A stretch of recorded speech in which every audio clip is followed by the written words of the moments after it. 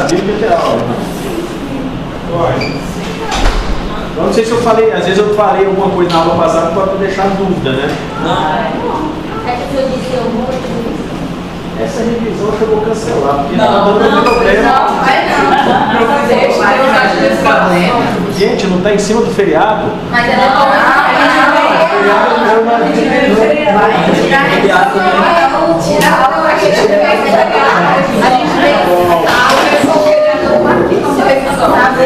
Pessoal, está tudo sob controle. A prova que vai ser dia 13, tá vendo? A prova é dia 13. Essa é a última aula. Próxima semana, feriado. Revisão vai ser dia 11. 6, né? 6. E dia 13 a prova. Tudo dentro do parâmetro, tudo dentro do previsto. Sem desespero, tá? A aula de hoje, pessoal, é super importante. É uma das aulas que cai bastante em prova. Tá? Na minha vai ter umas 2 ou 3 questões de câncer de pulmão. Então já prepare-se, está preso na memória. E estudem, porque é matéria simples, fácil, todo mundo vai acertar. Tá bom? Vocês já tiveram isso? Então todo mundo é craque, todo mundo espera. E câncer de pulmão é uma coisa que é muito comum. Então, assim, no dia a dia nosso, da clínica, vocês vão ver bastante. Por isso que a gente não pode deixar de cobrar. Tá bom? Então, vamos lá. Câncer pulmonar, também chamado de carcinoma broncogênico, tá? Vou falar.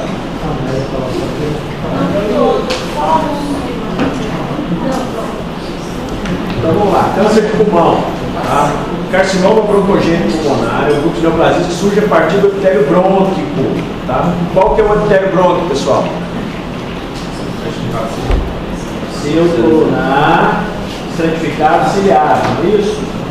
Então, ele surge do epitélio brônquico. Fricção de característica dividida em 2 grupos. O câncer de pulmão é fácil porque eu divido em 2. Não pequenas células e pequenas células, ok? Qual que é o mais comum? Não pequenas células, tá? Dentre os não pequenas células, qual se destaca com maior número? É o adenocarcinoma, certo? Então, o adenocarcinoma é o mais comum. Então, isso não pode ser confundido. O carcinoma epidermóide é o segundo, tá? O outro céu é o terceiro. Então você divide em carcinoma não pequenas células, dentre eles o adenocarcinoma, o carcinoma de grandes células, tá? E carcinoma de pequenas células ou outro céu, tá bom? Qual a epidemiologia, pessoal? Todo mundo está cansado de saber que câncer de pulmão é igual a tabagismo, né? Quanto maior a carga tabágica, maior o tempo de exposição, maior o risco de carcinoma, tá? Isso, pessoal, não é uma coisa que não tem estudo, é o que mais tem estudo, né? Câncer de pulmão diminuiu ou não com o tempo? Sim. Diminuiu, até pela diminuição do tabagismo, pelo combate ao tabagismo, né? Mas ele é o único fator predisponente? Não. Quais os fatores predisponentes para o câncer de pulmão, além do fumo?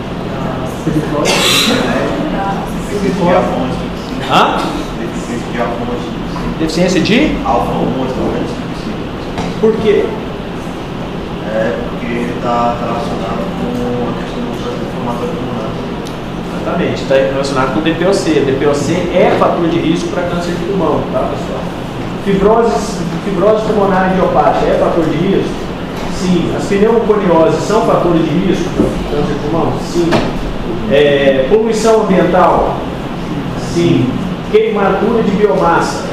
Sim. Aquela vozinha que trabalha só em casa e só cozinha em fogão a lenha, é fator de risco? Sim. Exposição à radiação? Sim.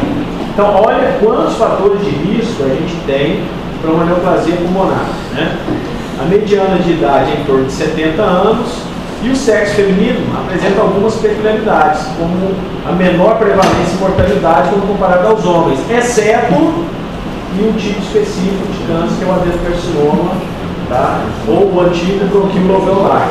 Ele é mais comum em mulheres, tá bom? É o que simula pneumonia. Então, ele não é relacionado ao fungo na sua grande maioria das vezes e ele aparece como uma pneumonia, tá? Agora, o carcinoma espinocelular e o de pequenas células são tumores relacionados fortemente ao tabagismo. Então, sempre quando você vê carcinoma espinocelular e ou célula, normalmente eles têm uma relação forte com o tabagismo. Tá? Os fatores de risco a gente já colocou aqui. Vocês aprenderam na oncogênese que você tem quais os fatores que propiciam o desenvolvimento do câncer.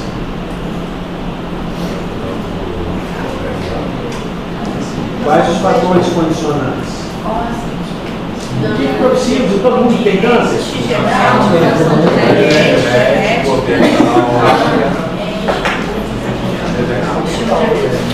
Exposição ambiental e genética.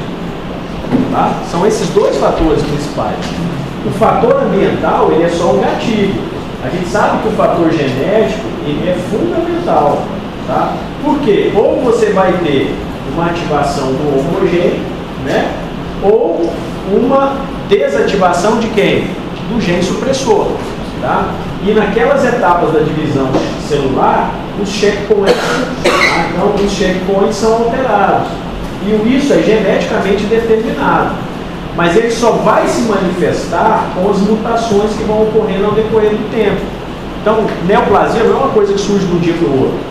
Você tem que ter, além de uma predisposição, você tem que ter uma exposição a algum gatilho que vai desencadear isso. Tá bom? Isso serve para qualquer neoplasia.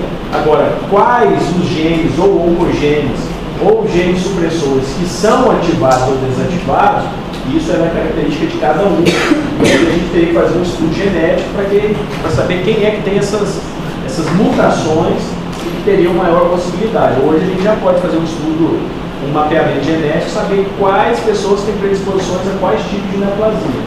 É muito caro, não se faz em qualquer lugar, mas nos países do primeiro mundo já existe esse painel. Né? Tanto é que quem conhece aqui a história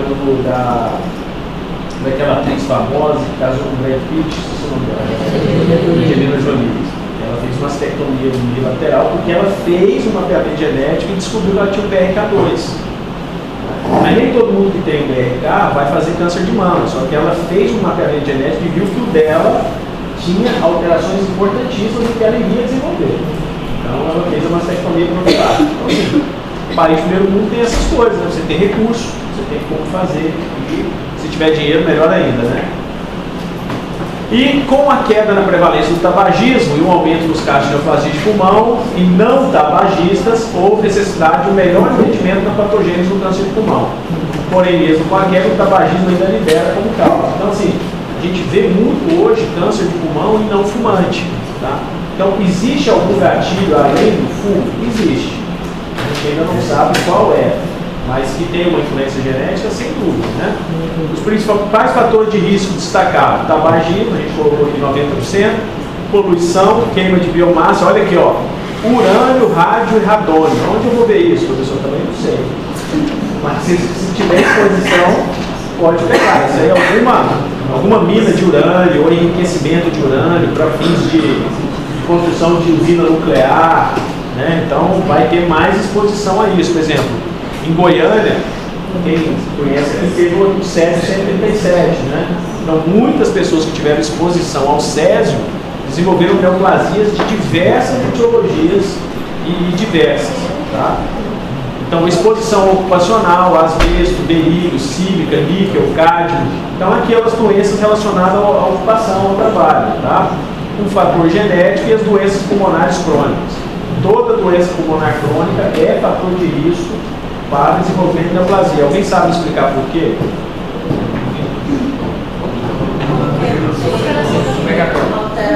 Por que as doenças crônicas elas predispõem à neoplasia? Alteração você tem um tecido que sofre neoplasia. Exatamente. São alterações repetitivas, contínuas. Em algum momento o reparo pode ser patológico, né? Pode alterar, são mutações que vão acontecendo ao longo do tempo. Tá? Então, isso aqui é importantíssimo, porque para a gente, o que interessa? Qual o tipo de neoplasia. Para que eu conduza uma neoplasia de pulmão, eu tenho que saber que tipo de neoplasia que é, né? Então, qual o padrão ouro para diagnóstico de qualquer tipo de câncer? Biópsia. Tá?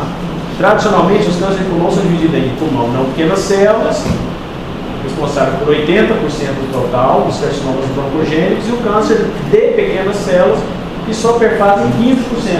Tá? Apesar de ser o mais agressivo, ele é o menos comum. Tá? E outros subtipos são responsáveis por 5%. Tem outros tipos também. Então, quais os tipos que a gente vai cobrar? Primeiro, o de não pequenas células, que é o mais comum. Depois, os carcinomas de pequenas células. Tá? Adenocarcinoma, só 15%. Tá? E outros, carcinoma sarcomatoide, outros neuroendócrinos, 5%. Tem linfoma de pulmão? Tem. Qual o tumor de pulmão mais comum? Qual o tumor de pulmão mais comum, pessoal? Adenocarcinoma? Não, é metástase. Então presta atenção, essa é uma perguntinha capciosa de prova. Se perguntar qual o tumor mais comum de pulmão, é metástase. Qual o tumor primário de pulmão mais comum? Adenocarcinoma. Quais os tumores mais relacionados a fumo? Pequenas células e epidermoide, ou sepse, tá bom? Essas são perguntas tradicionais de prova, pessoal. Não pode errar, tá? Então aqui está o carcinoma, o adenocarcinoma, que é o carcinoma de pequenas células, é o mais comum nas séries atuais. O carcinoma de células escamosas, espinocelular, e o de grandes células. Quem já ouviu falar desse carcinoma de grandes células? É um carcinoma extremamente agressivo, tá? Ele também é não pequenas células e ele necrosa muito e é um tumor de péssimo prognóstico. Professor, espinocelular e epidermoide. Mesma coisa. Tá? Então, o câncer de pulmão não pequenas células, vamos lá, que esse é o que importa para estadiamento e é o mais comum. Tá? De acordo com as séries atuais, o adenocarcinoma é o tipo histológico mais comum das neoplasias pulmonares. Ela tem predileção por regiões pulmonares periféricas, que é outra questão de prova. Tumor central ou periférico, isso é uma classificação. Tá? Quais são os tumores periféricos? Adenocarcinomas e carcinoma de grandes células. Esses pegam a periferia do pulmão. Portanto, se eles pegam a periferia do pulmão, eles estão longe dos broncos centrais. Então, o que eles causam de sintoma? Dor pleurítica e derrame pleural. Tá bom? Então, como eles não são centrais, eles não estão no centro do bronco, eles vão ficar na periferia, encostando na pleura parietal, pleura visceral, causando pleurites e derrame pleurais. Então, sempre quando vocês virem derrame pleural e tumor pulmonar, normalmente são adenocarcinomas. Por quê? São periféricos. Tá bom? Ó, biópsia transbrônquica aqui, ó, compatível com adenocarcinoma. São glândulas, tá? O que a gente encontra? Glândulas pulmonares, tá? É o que tem menor relação com o tabagismo e o que mais cursa com acometimento pleural. No caso clínico que eu der, preste atenção nisso, no tumor periférico ou central, tá? Porque dependendo disso, é que a gente vai conseguir, às vezes, fazer o diagnóstico, tá? E outra, a própria citologia do líquido pleural, o exame do líquido, vai me mostrar a célula neoplásica antes da biópsia. Então, se eu funcionar o líquido pleural e fazer uma citologia, eu vou ver células malignas, tá, no líquido pleural. Então, eu já posso, às vezes, até já iniciar um tratamento baseado nisso, tá bom? Enquanto chega a biópsia. Tá? Agora, isso aqui é importante, pessoal, que sempre foi falar para vocês. Tinha um adenocarcinoma que era muito comum em mulheres. Chamava carcinoma bronquilo-alveolar. Aquele que eu falei para vocês é igualzinho a pneumonia, que não cura. Então, a pessoa procura você no consultório com pneumonia, você trata com antibiótico. A tomografia é igualzinho a pneumonia, só que não melhora. E a gente faz uma biópsia e vê que é um carcinoma bronquilo-alveolar. Tá? O nome mudou. Antigamente, carcinoma bronquilo-alveolar era o mais comum. Hoje a gente chama de carcinoma, adenocarcinoma predominantemente lipídico. Só melhorou, né? Lipídico, não é lipídico não, tá? O termo lepídico significa que esse subtipo de carcinoma cresce em escamas, como se atapetasse os alvéolos e unidades alveolares. E mesmo sem causar metástase à distância, mata o paciente por hipóxia. É aquilo que eu falei, parece uma pneumonia. Então o paciente às vezes pode abrir um quadro muito parecido com a SARA ou uma pneumonia grave e não melhorar, tá bom? Agora, me chama a atenção, escama e lepídico, o que isso lembra vocês? Cobra, não é? Não tem a... lapídico, não é? Elapídico, não é? Exatamente. Então é bom para vocês gravarem, porque lembra escama, por isso que chama lepídico, né? Então, o adenocarcinoma lepídico está relacionado ao melhor prognóstico quando comparado aos outros adenocarcinomas. 2 a 4 vezes mais comum em mulheres não tabagistas quando comparado a homens e não tabagistas, tá? Então, nessa aqui a mulher sofre mais, né? É mais comum nela. Não quer dizer que o homem não tenha também, tá bom? Eu tenho uma tia de 82 anos que está com esse adenocarcinoma aqui. 82 anos, ela desenvolveu bem, posteriormente nunca fumou, nunca bebeu, e ela está tomando uma terapia, que chama de terapia-alvo, tá? E ela já está há 3 anos com esse adenocarcinoma e não cresce, o dela é super avançado, com derrame pleural e tudo, ela está um maço. Vai para a fazenda, viaja, curtindo a vida, tá? Então assim, o prognóstico melhorou muito, e é um câncer assim, que você vive com ele a longo prazo, talvez ela morra de outra coisa, tá? Então olha como é que aparece esse carcinoma elapídico aqui, ó, igualzinho uma pneumonia, ó. Então você vê broncograma aéreo, você vê vidro fosco, você não vê nódulo clássico para você pensar em tumores, tá? Esse é o tumor pulmonar, o adenocarcinoma lepídico. Tá? O carcinoma epidermoide ou espinocelular, que também é um não ou cell, né? 20% das neoplasias primárias de pulmão. Sua incidência tem diminuído por causa da diminuição do tabagismo, né? Ele já é um câncer central, ele já pega o centro do bronco. Tá? Então ele é mais fácil de eu ver na broncoscopia do que no raio-x, mas eu posso ver no raio-x também. Tá? E esse aqui já não tem um prognóstico tão bom. É um tumor que cavita muito, ele faz necrose. Tá? Então nós vamos dividir tumores em old cell e não old cell, ou pequenas células e não pequenas células, e central e periférico. Quais são os periféricos? Carcinoma e grandes células. E os centrais? Epidermose, SEC e o não pequenas células. Bom? E quais as manifestações que eles mais tendem a cursar? Tosse e hemoptise, porque ele é central. Tá? É mais comum em homens por volta de 60 anos e tem íntima relação com o tabagismo. É o subtipo mais associado, e aqui é questão de prova, com hipercalcemia associada à malignidade. Tá? E ele também é o que mais cursa com quem? Cavitação. Então ele é diagnóstico diferencial com tuberculose. Tá? Tá aqui uma lesão cavitada aqui, ó. Tá vendo claramente aqui um nível hidroaéreo aqui nessa lesão. Então é uma lesão central e cavitada. E ela aparece essas pérolazinhas córneas, isso é típico do carcinoma epidermoide, ó. Tá? Essas pérolas córneas é clássico, se cair na prova de vocês, 2 tumores costumam dar isso aqui. Vocês lembram?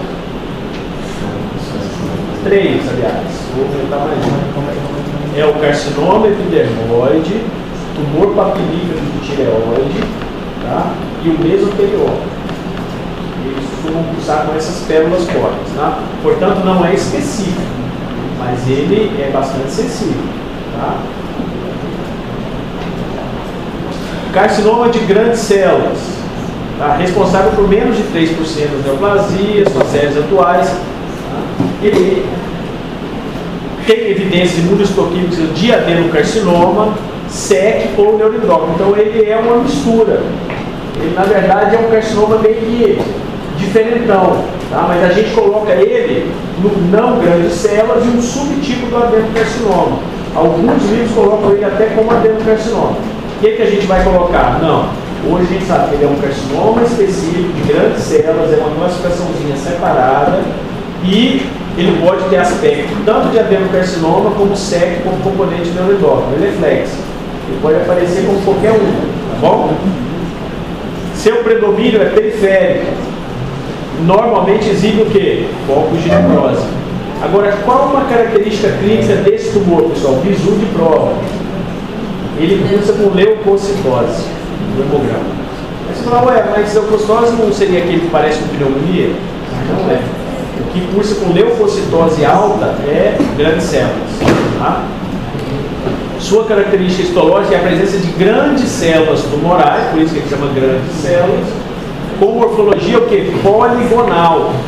Então, isso aqui é clássico dele, núcleos pleomórficos, tá? Então, se cair na prova para vocês um tumor com células poligonais e grandes, o que eles vão ser? Grandes células. Tem como errar, pessoal? Pelo amor de Deus, né? Não tem. Só se fechar o olho. Tá bom? Agora, o outro cell, que não é o mais comum, mas por que a gente dá uma ênfase nele? Porque ele é o mais agressivo. Quando ele aparece, ele já tem mais de 90% ou 95% de metástases. Tá?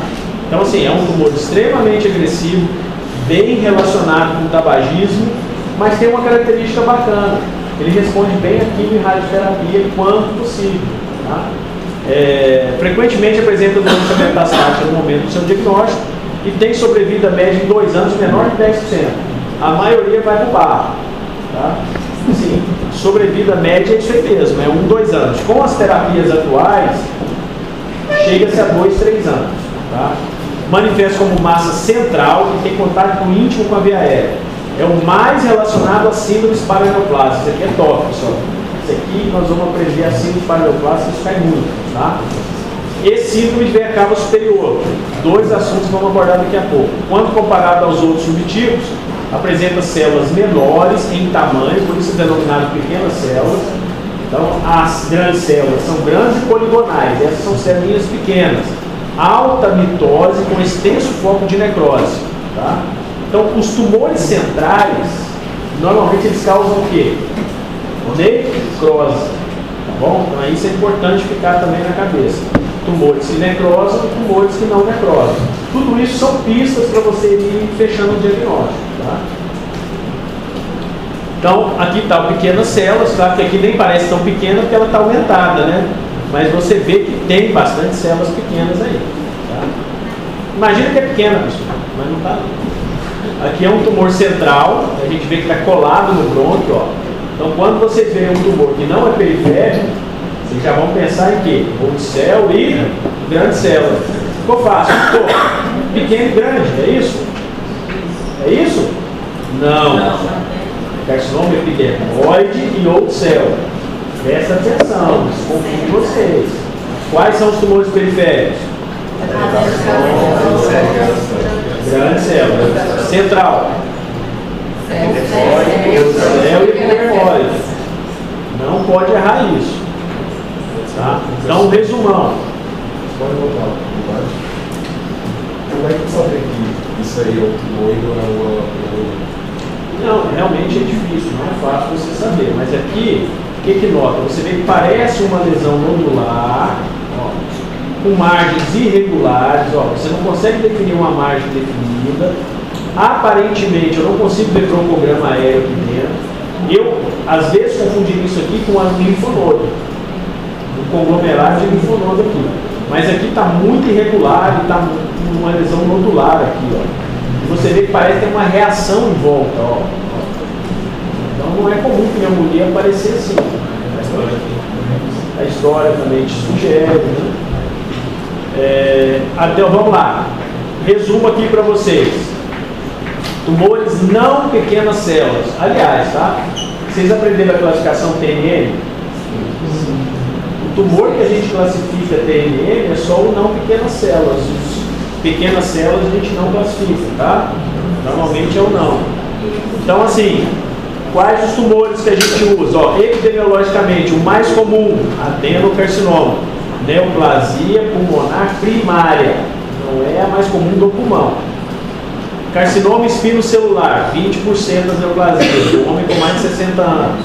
Grandes células, menos de 3%, não tem uma epidemiologia clássica, mas associada ao fungo também.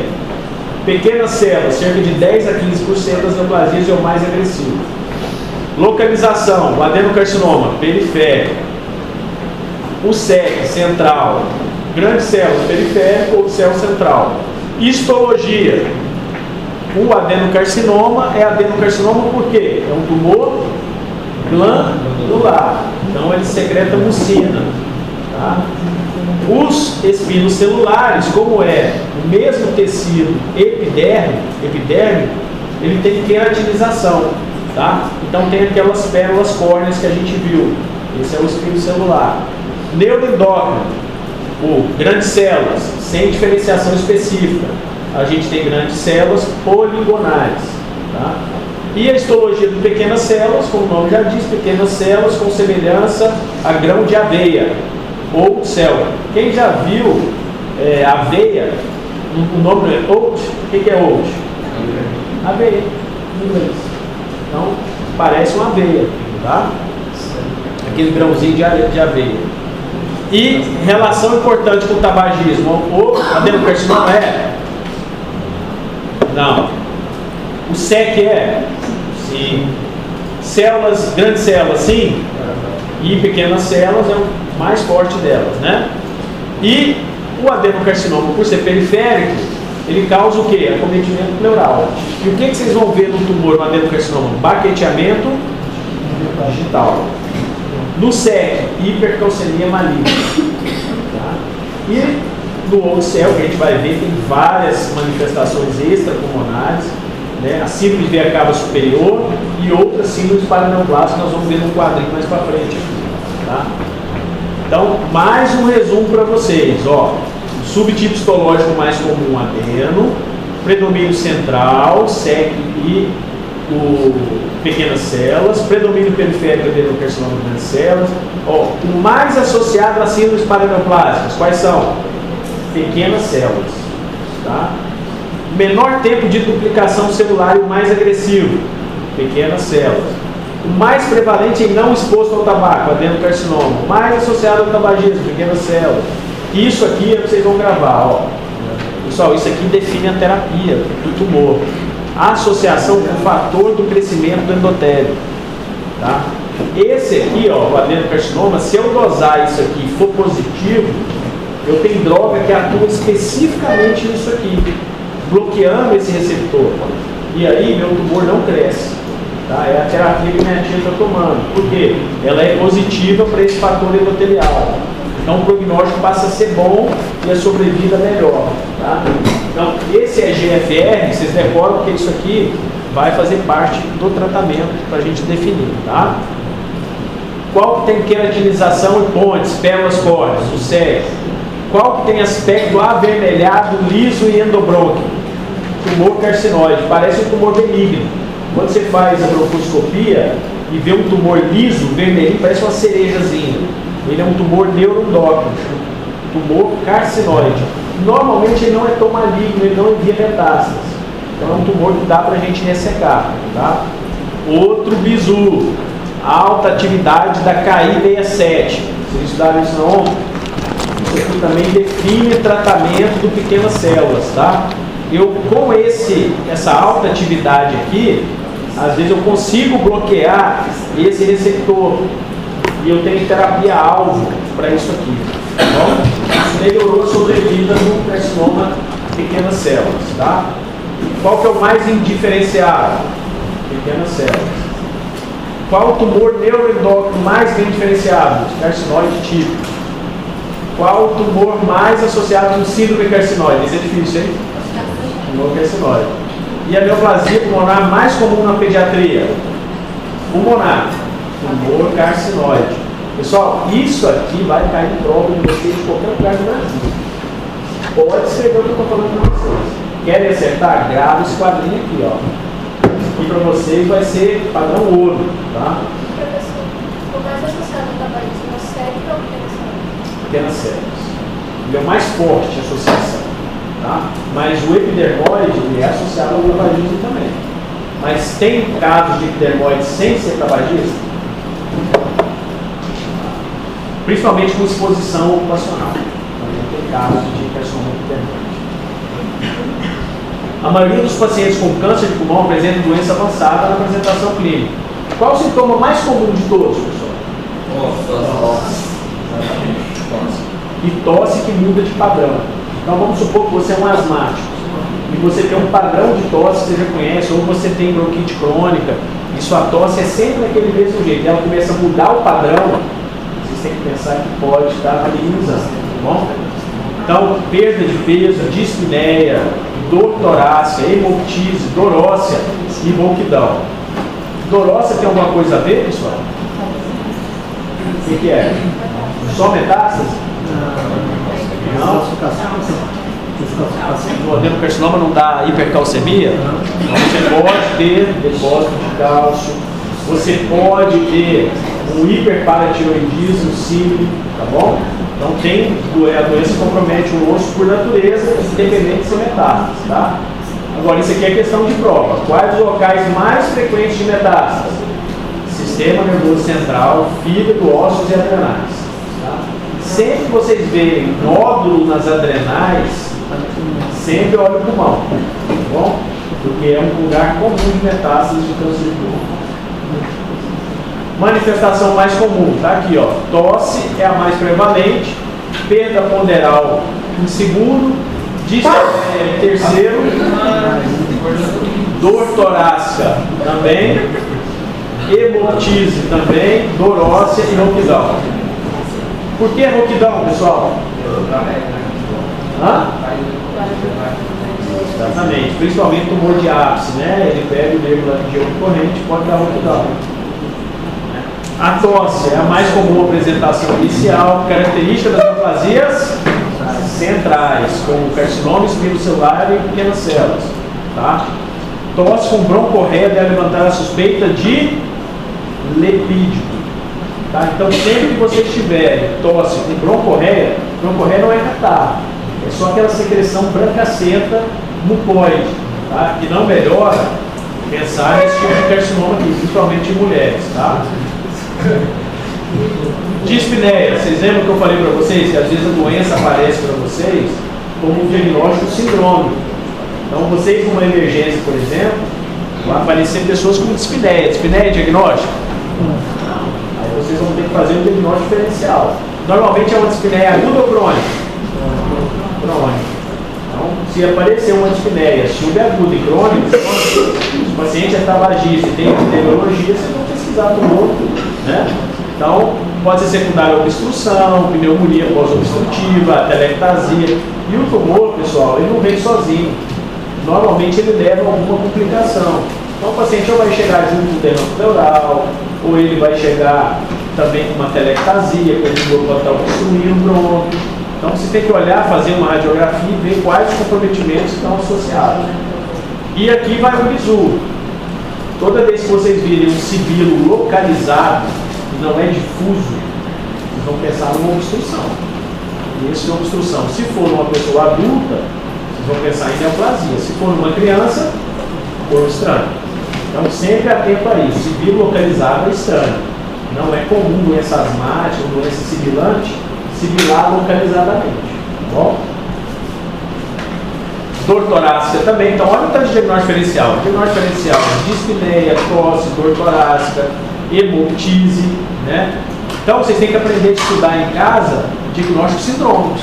Não é só estudar pneumonia, asma, não, pega capítulo de dor torácica, capítulo de hemoptise. Por quê? Porque ele vai te dar todos os diagnósticos diferenciais de como fazer. Tá? Normalmente a presença de hemoptise, pessoal, é sinal de comprometimento de via aérea e de mau prognóstico. Tá? O acometimento pleural é aquilo que eu falei para vocês, tá? Normalmente ele é periférico e pela punção eu consigo analisar o líquido e ver célula maligna. Okay? Essa síndrome gosta de cair em prova? Muito. Tá, pessoal? Por quê? Ela comprime, o tumor comprime a veia cava superior, diminui o retorno venoso da parte superior. E o que o paciente vai ficar? Pletórico, distensão jugular, isso? Então, assim, pode ter circulação colateral? Pode, circulação colateral do tórax superior, tá? Isso chama circulação tipo cava. Então, é um quadro meio que dramático, tá bom? Mas tem como tratar e não significa irressecabilidade e não significa que o tumor não seja tratado, tá bom? Então não é olhar e ver que ela vai morrer, não é assim. Bom, dá para tratar, dá para irradiar, às vezes dá até para ressecar o tumor, tá bom?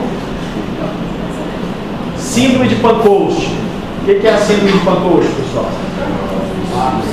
É um tumor de ápice pulmonar, tá? O sulco superior e consiste em uma variedade de neoplasia com potencial de invadir o aparelho torácico.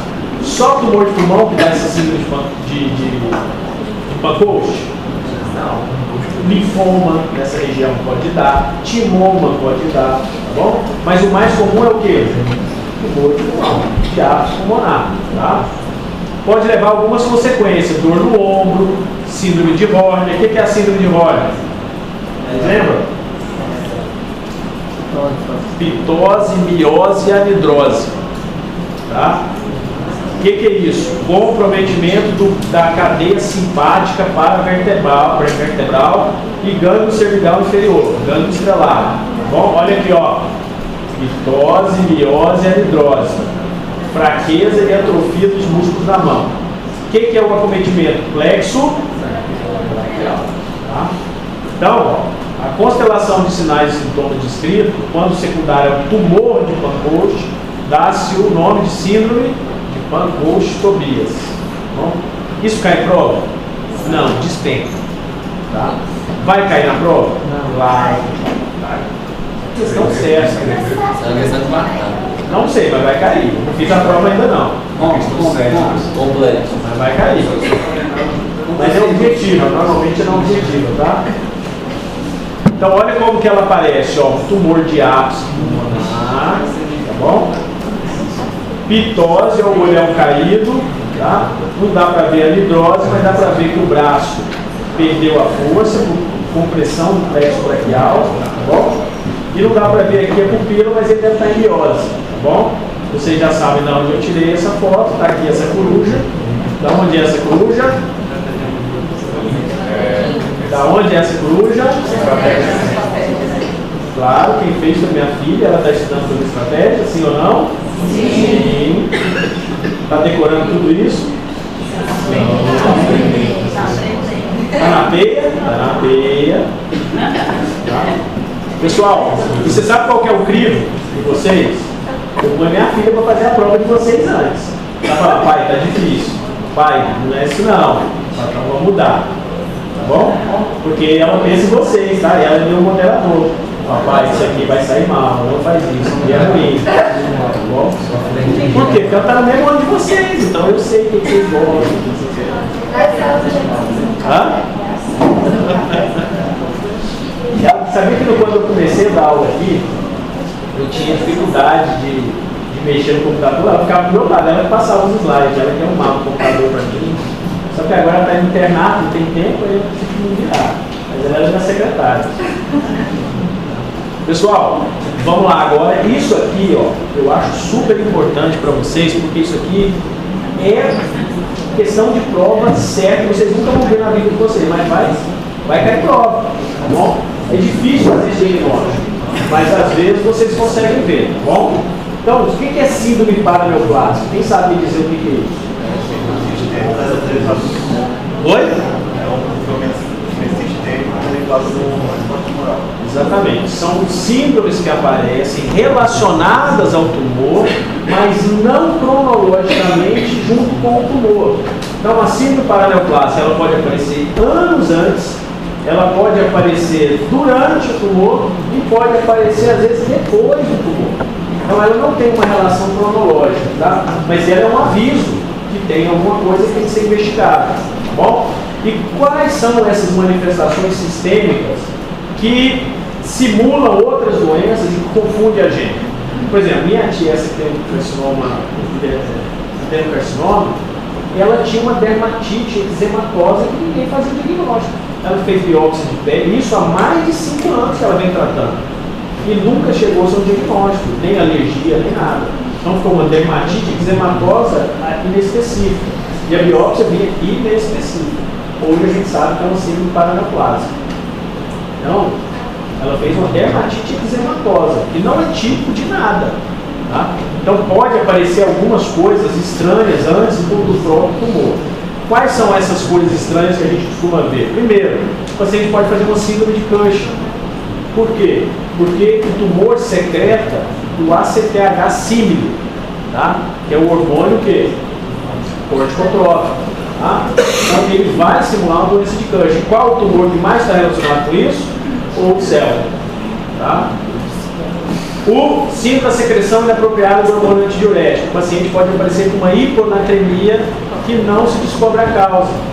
Ele não usa diurético, não tem nada, mas ele aparece uma hiponatremia a longo prazo. Tá? Quem secreta esse tumor, esse hormônio? Ou células. Tá? O paciente pode ter o cálcio alterado. Isso é fácil. Qual o carcinoma que mais dá hipercalcemia? SEC e o adenocarcinoma, os dois, tá bom? O mais clássico é o SEC, mas o adenocarcinoma também dá. Se cair adenocarcinoma pode marcar também, tá bom? Qual que dá peitinho no homem? Grandes células, ó. Por que eu falei da peitinho? Porque grandes células, grandes peitos, tá bom? Então, o homem não tem peito, quando ele passa a ter de forma aleatória, o que vocês têm que pensar também? Grandes células, aqui está o visual, é o único que dá, pessoal. Por isso vocês têm que gravar, tá bom? Grandes células, grandes peitinhos, né? Isso é no homem, pessoal, no homem. Então vamos lá, tecido conectivo, ó. Pode pegar um tecido conectivo? Pode. Osteoartropatia hipertrófica pnêumica. Ah, professor, nunca vou decorar. Vai decorar. Sabe o que você vai decorar? Porque é só o adenocarcinoma que dá ele. Então, osteoartropatia hipertrófica, quem dá é o adenocarcinoma. Isso é do bacteamento? Não é bacteamento. Ele é um aumento do periósteo do osso. O osso fica mais cascudo. Então fica aquela mão cascuda, aonde tem proeminência óssea, ele cresce, fica mais proeminente, mas a mão é o mais afetado, mas não é baqueteamento, tá? Então é um aumento do periósteo, tá? Isso é típico do adenocarcinoma. Neuromuscular, pessoal, isso aqui costuma cair muito em prova. Então, neuropatia periférica, sensitivo-motora, que não se sabe a causa, simplesmente a pessoa aparece com uma neuropatia periférica, pequenas células. Tá? Degeneração cerebelar, pessoal, o pessoal fazia encefalite. Isso eu já tive caso que esse paciente chama encefalite de Rasmussen. Tá? Então, encefalite mímica é autoimune, não sabe a causa. Existem alguns anticorpos que a gente dosa, tá? O anti-Mi, o anti-Mi-MK1, tem um painel de encefalite autoimune, tá? Que a gente dosa para fazer esse diagnóstico aqui. Tá? Então, às vezes, o paciente aparece com uma encefalite anos antes de ter carcinoma de pequenas células. Tá? Então, olha o tanto que o carcinoma de pequenas células é importante, que ele é o mais rico de sintoma extrapulmonar. Tá? Quem já ouviu falar de síndrome de Eaton-Lambert? Essa síndrome adora cair em prova, pessoal. Por quê? Porque ela é diagnóstico diferencial com miastenia grave. Tá? Qual a diferença? Isso, a Eaton-Lambert, normalmente ela é descendente, tá? E ela não pega olho, ela não dá ptose. Normalmente a miastenia está associada com ptose palpebral, essa não, tá? E ela tende a pegar a pessoa mais velha, né? E homem. Já a miastenia pega mais mulher jovem, tá bom? E não tem relação com o timoma. E a miastenia grave está relacionada com o timoma, tá bom? Então, pessoal, presta atenção nessa miastenia de Eaton-Lambert, tá bom? E o mecanismo fisiopatológico é diferente, tá? Dermatomiosite, quem já ouviu falar? É uma fraqueza muscular com lesão de pele. Vocês estão tendo reumatismo, então? Já estudaram dermatopoliosite? Doenças do colágeno? Já sim, pessoal. Vocês estão terminando esse mês. Vocês tiveram lúpus? Sim. Artrite reumatoide? Sim. Esclerose sistêmica progressiva? Não. Esclerodermia? Tiveram? Não. É a próxima aula. Então vocês não tiveram dermatomiosite? Não. Tá. Então dermatomiosite, vocês já estão terminando o ano, o semestre já. Bom, não sei se vai dar tempo de dar para vocês então, mas de qualquer forma, a dermatomiosite é uma doença neuromuscular autoimune, tá? Onde a pessoa apresenta fraqueza muscular proximal, tá? É cintura escapular e cintura pélvica, tá? A pessoa não consegue pentear o cabelo, não consegue subir escada e tem lesões na pele, tá? Essas lesões na pele tem o sinal do chale, vocês vão ver, parece um chale aqui, ó, vermelho, e pápulas de Gotham, parece uma lesão roxa no olho, tá? É bem clássica da dermatopoliosite, tá? E a pessoa tem essa fraqueza muscular importante. Então é uma doença que, se aparecer, você tem que pesquisar neoplasia. Principalmente todos os subtipos, ó. Aqui qualquer uma pode cursar com dermatopoliosite, tá? Então, olha o tanto de lesão neuromuscular que pode aparecer no tumor de pulmão, né? Cardiovascular, tromboflebite migratória, chamado síndrome de Trousseau. É mais comum no adenocarcinoma. Vocês já ouviram falar dessa síndrome? Vocês tiveram ontem? Vocês estudaram câncer de pâncreas? Não tiveram? O câncer de pâncreas é um dos que mais dá essa tromboflebite migratória, chamado síndrome de Trousseau. Mas é um adenocarcinoma. O tumor de pâncreas é um adenocarcinoma. Por isso que os adenocarcinomas normalmente podem dar essa tromboflebite, tá? A inflamação dos vasos superficiais. E cutâneo, pessoal. Olha aqui. Acantose nígrica. Já ouviu falar? Já. Onde dá muito isso? Diabético. Ou distúrbios metabólicos, né? A síndrome metabólica. É isso? A síndrome metabólica costuma dar acantose nígrica. Hiperinsulinemia, que é o que dá isso. Então, esse tumor simula uma síndrome metabólica, tá? Outro que dá isso aqui é o tumor gástrico. O câncer de estômago costuma dar acantose nígrica também, tá bom? Todos os subtipos, pessoal. Todos, tá? E o eritema girado, vocês já viram falar disso? É um eritema que dá na pele muito parecido com o bicho geográfico. Vocês já viram o bicho geográfico? É igualzinho, só que no corpo todo, principalmente no tórax. Tá? Inclusive, é um diagnóstico diferencial. Não é? Você não vai fazer isso aí. Acabou só. Não, tá legal.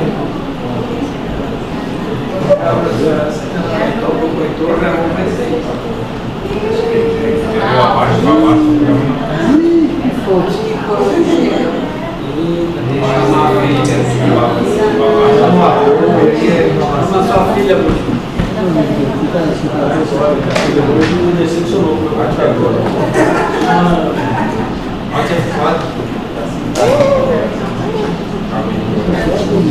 Caiu com a internet?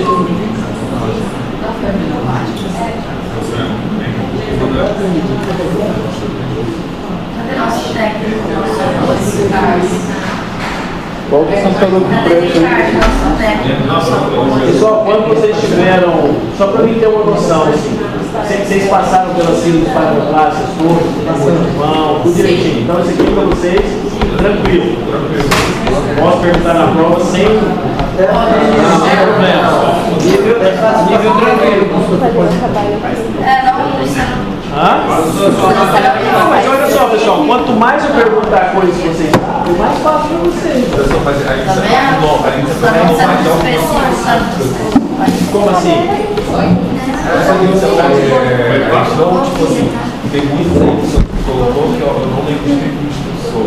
A gente viu o próprio, a gente viu a hipercoluna, sempre na veia cava superior, hipercalcemia e São os mais principais mesmo. Ó, short, empatia e hipertrofia. ele falou que era certo. Isso. Deixa eu chamar aqui, a gente vai bater algumas coisas aqui.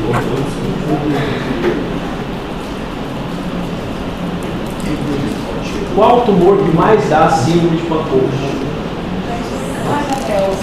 É o cérebro. Tá? Normalmente é o carcinoma epidermoide, é o que mais dá. Então, consequentemente, ele é o que mais dá síndrome de quê? De Gordon. Tá? Qual que dá mais síndrome de vertebral superior?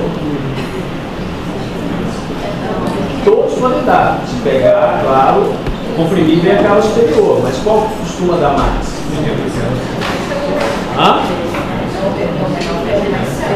É o periférico? É o mental. Mais comum é o céu. Tá?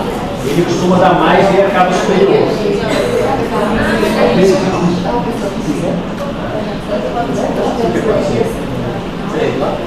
Seu tilt.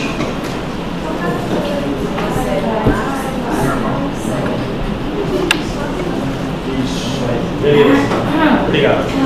Então, pessoal, essas síndromes aqui eu quero que vocês leiam com carinho, porque um caso clínico pode acontecer com uma delas, tá bom? E, claro, eu vou pegar as mais comuns, as mais clássicas, não vou fazer pegadinha de malandro, tá bom? Exames laboratoriais, eu tenho que pedir, não tem jeito. Tumor de pulmão, eu tenho que fazer screening laboratorial. Por quê? Não tem hipercalcemia? Eu tenho que pedir cálcio. Não tem hiponatremia? Tem ou não? Por quê? Por que tem um sódio baixo? Síndrome da secreção inapropriada do hormônio antidiurético, né? Então, assim, eu tenho que pedir eletrólise, eu tenho que pedir hemograma. Pode dar anemia? Com certeza. Toda neoplasia libera citocinas, fatores de necrose tumoral, o paciente fica caquético, o paciente perde peso, fica anêmico, anemia de doença crônica, né? Fosfatase alcalina? Sim. Por quê? Porque pode pegar osso. O tumor não pega osso? Não tem metástase óssea? Metástase óssea aumenta a fosfatase. Então, função hepática, para saber se não tem o quê? Metástase hepática, é uma das metástases mais comuns, né? Função renal, albumina. Então, eu tenho que fazer um screening laboratorial. Tá? Exames de imagem. Qual o primeiro exame de imagem que eu vou ter disponível para fazer? Raio-X ou radiografia? É a mesma coisa? Vocês pedem raio-X ou radiografia? Quem emite o raio-X? Então, presta atenção. Quem for fazer radiologia aqui, for fazer uma prova de residência, nunca fala raio-X, vocês vão tirar 0. Então, o exame que vocês pedem é radiografia. Raio-X é o raio, ninguém vê. É igual resistência e resistor, né? Quando sabe chover, o que todo mundo fala? Trocar resistência. Resistência não troca, você mede. Né? Você troca o resistor. Então, eu sei que é bobeira, mas se você falar isso com um radiologista, ele vai ficar ofendido, tá, pessoal? Radiografia. Alguém vai fazer rádio? Não? Vamos falar raio-x. Mas se botar raio-x na prova, eu vou entender, tá, pessoal? Mas evite. Tem sua importância como exame inicial. Claro, esse aqui eu já posso saber se tem lesão periférica ou não. Não dá diagnóstico de certeza de nada, mas é um exame de triagem, um exame fácil, onde eu consigo ver várias complicações, tá bom? Qual o exame padrão que eu gosto de fazer? Tomografia, tá bom? Por quê? A tomografia é o exame que eu consigo delinear bem a lesão, consigo ver as estruturas adjacentes, tá bom? Então, é um exame de altíssima qualidade e é o padrão outro para a gente pedir depois da radiografia. Professor, gosta de ressonância. Ressonância que é top. Concordo, ressonância é top. Mas ela não é tão melhor do que a tomografia para ver tumor de pulmão. Tá bom? Então, a tomografia ela é o padrão depois do raio-x. Tá bom? PET-TC é bom, pessoal? PET-scan? Sim. Para quê? Porque eu vejo o metabolismo da glicose. Tá? E meu tumor, como ele cresce muito, meu metabolismo celular fica aumentado também. Então, o que ele é bom? Para mim estadiar. Ele é bom para ver linfonodos comprometidos. Tá? Ah, professor, mas tem linfonodo que altera com processo inflamatório, com infecção. Realmente, ele não vai distinguir qual é qual. Porém, se você está rastreando um tumor e você pega linfonodo comprometido, você está vendo um linfonodo comprometido tumoral. Porque um padrão de certeza é tirar o linfonodo e fazer o quê? Biópsia. Esse é o padrão hoje. Mas o PET scan me ajuda muito a fazer um estadiamento do tumor. Então eu peço para todo mundo? Peço. Se eu tiver condições e meu local favorecer isso, a gente pede. A gente tem PET scan em Porto Velho? Tem. Então a gente pode pedir aqui com certeza, tá bom? Quem é muito noiado, faz PET scan do corpo inteiro. Você acha que os milionários fazem PET scan do corpo inteiro todo ano? Silvio Santos? Com certeza. Tá bom? Faz ressonância do corpo inteiro e faz PET scan do corpo inteiro todo ano. Se vocês tiverem dinheiro, vocês vão fazer? Não vão fazer, vocês não vão lembrar. Entendeu? Duvido, você não faz nem endoscopia todo ano, faz. E é barato. Né? No Japão faz todo dia. Agora, pessoal, tirando a brincadeira, mas assim, se morar no Japão, nos Estados Unidos, vocês podem fazer depois dos 50 anos um PET scan anualmente. Está indicado em algum livro? Tem nível de evidência? Alguém vai estimular vocês a fazer? Mas você faria se pudesse? Tá bom? Por quê? Isso aqui pega lesão bem inicial, bem no início. Então, quando a célula, antes de crescer, começa a mostrar a alteração do metabolismo, o PET scan já é capaz de detectar alguma alteração. Tá bom? Então, assim, quem tiver condições de fazer, faça. Tá bom? Então, é um exame promissor, top de linha. Hoje, na TCC, o que a gente usa? É mais para estadiamento. Quanto que custa? Esse aqui deve estar uns R$2.000. Fica mais barato que tratar o câncer. Se eu faço. Não. Ainda não, mas se eu tiver condição, eu vou fazer. Olha só. Condições assim. Se eu tiver tempo aí, eu vou fazer. Mas eu aconselho fazer. O problema é que ninguém pede. Se eu chegar para o médico hoje e falar assim, doutor, quero fazer um PET scan. Por que você quer fazer? Eu sei que nem você assim. Por que vocês vão fazer? Por que o senhor quer? Qual a indicação? Não, o que eu quero. Não, tem indicação de fazer não, você não tem sintoma. É assim. Realmente não tem indicação nenhuma, mas é uma coisa igual você falar assim, eu quero fazer um mapeamento genético. Quem que vai pedir isso para você? Você tem que ir no geneticista para fazer, parar, ficar amigão do cara e te convencer, entendeu? Então assim, é um exame caro, não é um exame barato. Agora, se você tiver dinheiro para pagar, meu amigo, chega lá no negócio e fala, 2.000 quero prestar agora. Então, tendo grana, você faz, entendeu? E outra, pessoal, é fazer ressonância, não é ficar fazendo tomografia, porque a ressonância não tem radiação, né? Então, quem não tiver válvula metálica, não tiver haste intramedular, pode fazer também, né? Associa. Estou ensinando vocês a ser gastador, né, pessoal? Mas é importante, tá? Então, o que é o PET scan mede? A atividade celular, tá? Pessoal, diagnóstico, olha só, broncofibroscopia flexível, é excelente para tumor central. Eu não vejo muito tumor periférico em broncoscopia, porém, eu consigo às vezes biopsiar um tumor periférico pela bronca. Então, vocês vão deixar de fazer broncoscopia no seu paciente com tumor de pulmão? Independente dele ser periférico ou central, vocês vão pedir broncoscopia, tá bom? Às vezes eu consigo biopsiar linfonodo, às vezes eu consigo, se o meu tumor estiver obstruído, já fazer um tratamento ali, já colocar um stent, fazer um tratamento dilatador. Então a broncoscopia ela é fundamental, mas ela é melhor para quem? Nódulos centrais. Tá? Então se cair em prova qual o melhor para tumor central, qualquer broncoscopia com biópsia. Tá bom? Como que eu posso obter o material? Ou por lavado, ou escovado brônquico, ou citologia, lavado broncoalveolar. Preferencialmente o quê? Biópsia. Então, se eu conseguir biopsiar pela broncoscopia, top, melhor ainda. Tá?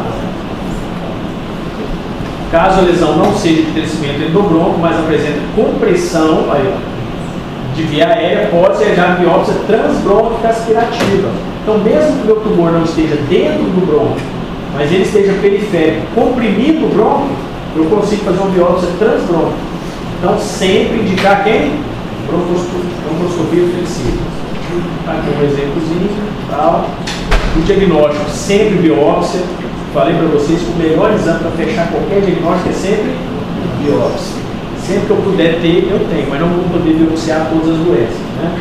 Então, mas para tumores e câncer, no geral, biópsia tem que ser feita, pessoal, não tem jeito, tá?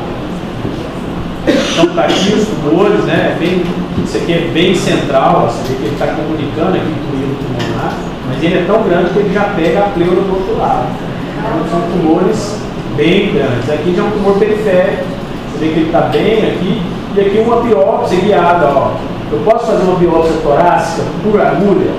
Posso, guiada por tomografia, tá? Então aqui está sendo uma biópsia percutânea. Ele está funcionando o tumor, tá? Guiada por quem? Pela tomografia. Então a biópsia por toracoscopia. Cirurgia torácica videoassistida. Posso fazer biópsia por vídeo? Posso. Posso fazer mediastinoscopia cervical? Posso. Então, todo método que eu puder obter tecido, eu vou fazer. Qual o melhor? Aquele que eu tiver experiência, aquele que eu conseguir fazer. Eu posso fazer funcionando guiado por fora, posso fazer por vídeo, posso fazer por mediastinoscopia. Então, o melhor método é aquele que eu tenho disponível, tá? Agora, a mediastinoscopia cervical é o mais top, né? Historicamente, padrão ouro para o estadiamento de linfonodos mediastinais não pequenas células, tá? Então, para isso você tem que ter um serviço de cirurgia torácica, de videocirurgia. Nós temos aqui em Porto Velho? Pessoal, nós temos 2 cirurgiões torácicos, 2 cirurgiões, que é difícil você encontrar. É um deles, né? E tem outro também que chegou, mas assim, não tem disponível toda hora, em qualquer lugar, então assim, é complicado. Talvez o Hospital do Amor tenha um serviço mais bem estruturadinho, mas não é sempre não. Aqui está o estadiamento do TNM, tá pessoal? Não vou querer que vocês decorem isso, mas o que importa para a gente no tumor de pulmão, não pequenas células? O tumor que vocês vão decorar é 3 centímetros, menor que 3 ou maior que 3. Tá? E o que é um dado importante? A quantos centímetros ele está da carina? Se ele está menos de 2 centímetros ou mais de 2 centímetros da carina. Tá bom? Carina fixa, carina congelada é sinal de inoperabilidade. Tá bom? Então, sempre que a minha carina estiver fixada pelo tumor, eu não opero. Tá bom? Até quando eu opero, professor? Até o T3N2. T3N2 eu ainda posso operar, não é a melhor cirurgia. O melhor é T1 e T2. Tá? Agora, T3, alguns eu opero, alguns eu não opero. Aí vai depender de como ele está comprometido da minha carina. Então, quem vai definir ressecabilidade é o tamanho do tumor? Não. Normalmente é a proximidade da carina e o enrijecimento dela. Tá bom? Então, câncer de pulmão, não pequenas células, eu tenho que estadiar. A ressecção cirúrgica é sempre a melhor oportunidade de sobrevida. Tá? Estágio 1 e 2, cirurgia sempre que possível. Tratamento de escolha é lobectomia ou pneumoectomia associada à ressecção linfonodal. Então, se perguntarem na prova, o estágio 1 e 2, a preferência é sempre o quê? Cirurgia. Isso do tumor, não célula. Tá bom? Quimioterapia adjuvante aumenta a sobrevida em pacientes no estágio 2. O que é quimioterapia adjuvante? É antes, depois ou durante? Após a cirurgia. E a neoadjuvante antes da cirurgia. Então, pacientes que não são candidatos ao tratamento cirúrgico ou que eventualmente não querem ser submetidos, pode ser candidato à terapia local. Eu posso fazer radioterapia direcionada. Né? Então, radioterapia é a principal opção para pacientes que não querem realizar ou que não pode ser realizado. Tá bom? E tem hoje métodos, pessoal, super modernos de radioterapia. Tá? São bem localizados, quase não atingem outros tecidos. Tá bom? E tem protocolos bem definidos de radioterapia. Repete só uma coisa, por favor. A ressecabilidade do tumor é definida pela proximidade com a carina pela congelamento dela. Se a carina está congelada ou não, se ela está fixa. Se ela estiver comprometida, normalmente não é ressecada. Tá? Estágio 3, pessoal. Tratamento de escolha é a quimio-radioterapia. Tá bom? Tem resultado bom? Às vezes tem resultado bom. Então, a quimio-radioterapia é o padrão para o estágio 3. Alguns são cirúrgicos, tá? Então, a terapia cirúrgica para pacientes com M baixo, até M2, seguida de quimio, está em estudo e mais evidências são necessárias para sua utilização de rotina. Em pacientes com estágio 1 e 2, em que o tumor acometeu o linfonodo, na avaliação histológica no intraoperatório, a quimio adjuvante aumenta a sobrevida. Então, fez a cirurgia, detectou no ato da cirurgia que tem linfonodo comprometido, e aí você aumentou o seu estadiamento, você antes tinha feito o exame, você faz quimio neoadjuvante. Tá? Neoadjuvante não, quimio adjuvante. Tá? E o estágio 4, normalmente aqui é paliativo, tá? A gente não faz dissecção, mas a gente também não deixa de tratar. O que a gente faz? Quimioterapia sistêmica, tá? Com dose menor, ou terapia paliativa. E aqui, pessoal, entra o que a gente falou, terapia-alvo ou imunoterapia. Eles são indicados para pacientes já em estágio 4. E é o que eu te falei, isso aumenta a sobrevida. Minha tia é estágio 4. E ela já está há 2 anos, vai para o 3º ano, usando terapia-alvo, com 82 anos de idade. Então, no que se baseia a terapia-alvo? Eu doso a superfície do tumor, vejo se tem fator de crescimento derivado do endotélio, e uso imunoterapia para bloquear esse fator. Isso o tumor não cresce, o tumor já está estabilizado, parou. Ele não diminuiu, não aumentou e ficou naquilo ali. E não enviou metástase. Tá bom?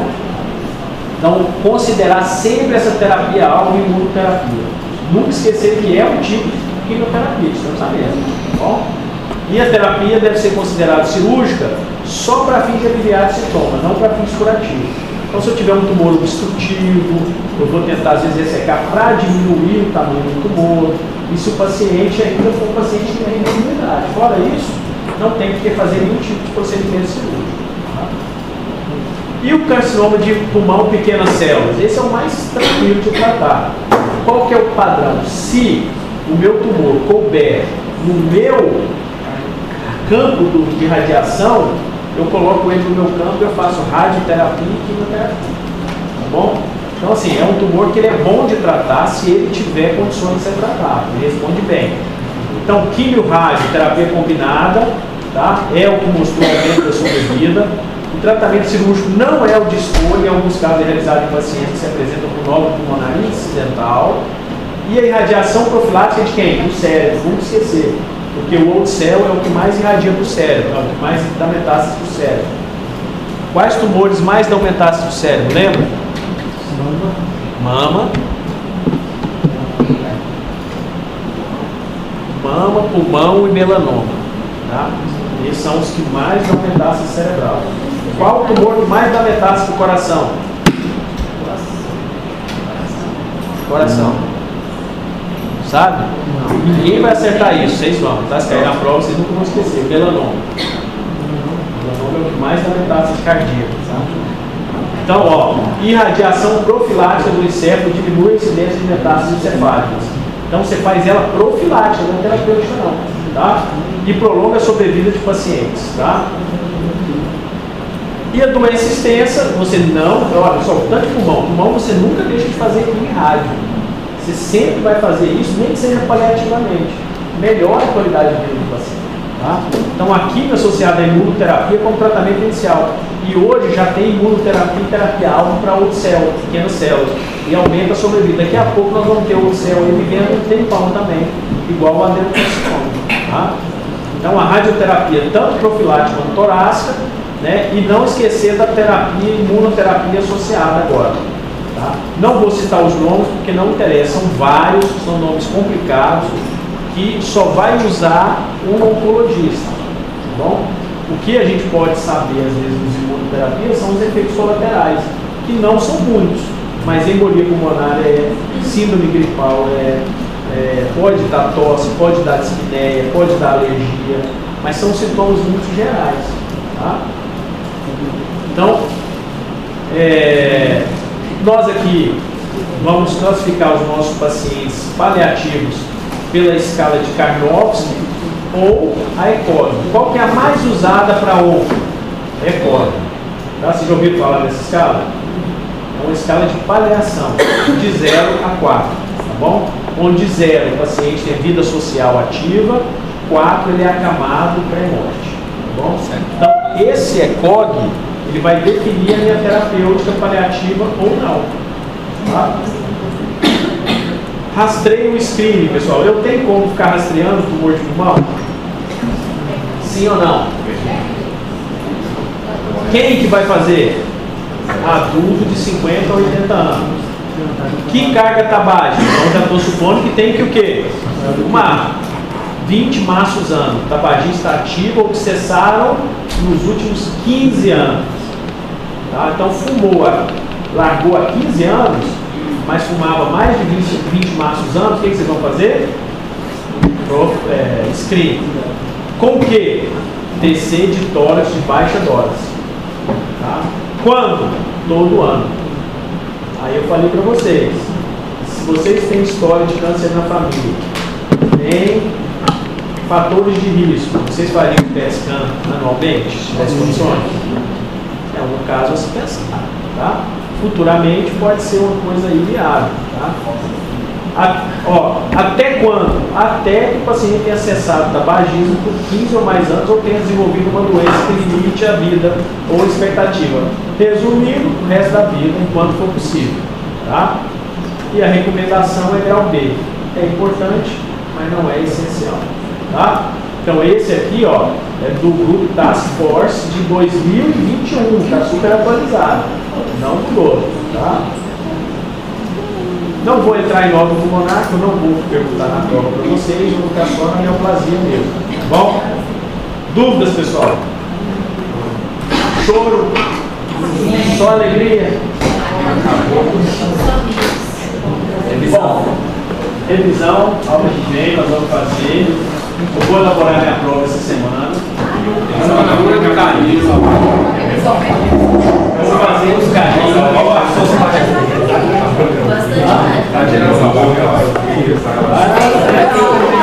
Eu sei que estou tranquilo. A situação não, mas eu estou.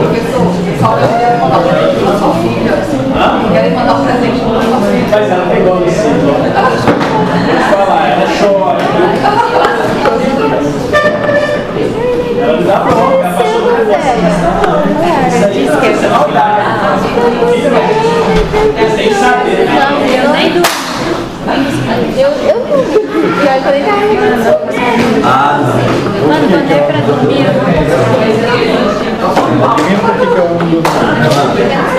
Nossa, demorei 2 segundos. Não. Eu já sabia. Eu de manhã não estava na aula. Só eu.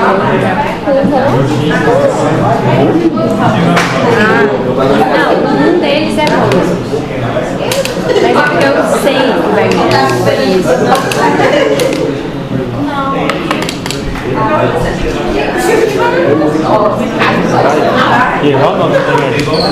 Por quê? Você sabia que ele é qual?